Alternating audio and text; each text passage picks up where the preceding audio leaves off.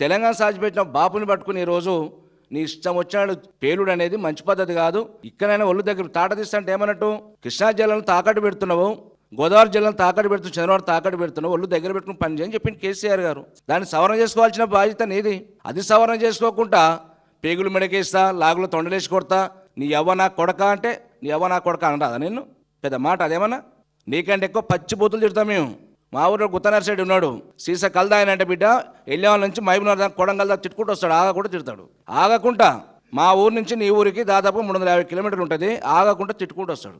ఒక ముఖ్యమంత్రి అన్నప్పుడు గౌరవంగా ఉందాతనంగా మాట్లాడాలి, ప్రజలకు మంచి సందేశం ఇవ్వాలి. అది పక్కన పెట్టి బూతులలో పోటీ పడుతున్నా, డెవలప్మెంట్లో పోటీ పడుతున్నా. కేసీఆర్ 10 ఏళ్ళు ఏం చేసిండు, ఎన్ని ప్రాజెక్టులు కట్టిండు, ఎన్ని లక్షల ఎకరాలు నీరు ఇచ్చిండు, గ్రామాల్లో మౌలిక వసతులు ఏంది, హాస్పిటల్ ఏంది, కలెక్టరేట్, అంతకంటే ధీటుగా పోటీ పడి చెయ్యి నీకు దమ్ముంటే. మాటలలో పోటీ పడతాడు, మా నర్సరీని పిలిపిస్తాం మా ఊరికి వెళ్ళి.